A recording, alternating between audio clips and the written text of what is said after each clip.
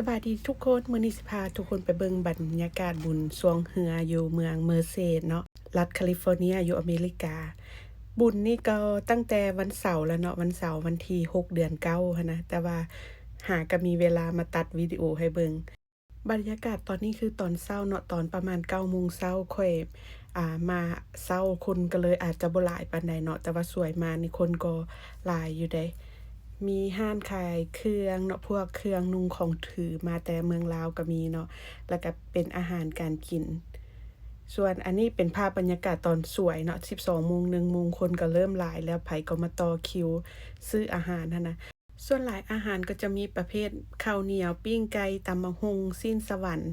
อาหารที่แบบกินง่ายๆหั้นนะแล้วก็มีเห็น 2-3 ห้านแหละขายบั้งขาวหลามข้อยก็เลยไปซื้อมาซิมแล้วก็แซ่บอยู่ใดค่อยซื้อบ้างละ$5ก็บ่น้อยบ่ใหญ่หลายก็สมเงินอยู่บ้างละ$5หั้นนะ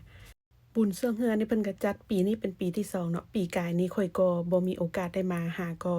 มีโอกาสได้มาปีนี้เป็นปีทำอิฐสำหรับข้อยส่วนทางนี้จะเป็นสีพายเนาะที่เกี่ยมจะลงไปแข่งจะมีอยู่6ทีมสังเกตเบิ่งง่ายๆคือแบ่งเป็นสีเสื้อเนาะมี6สีก็6ทีม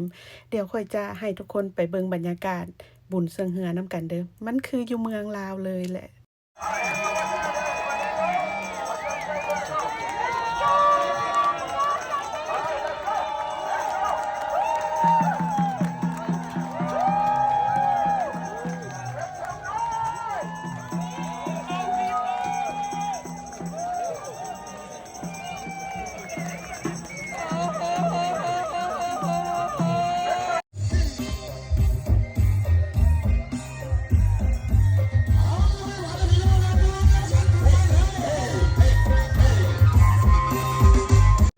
เต็มเบื่อน้ำดำน้ำร้อนเนี่ยเนาะเขาเลยเนาะเอาเสียงโหดบ้านนึงนะดู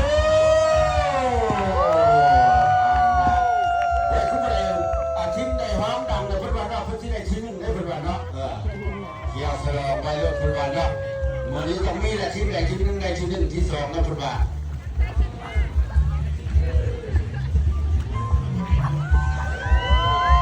แล้วนักแสดงนอกสำหรับวันนี้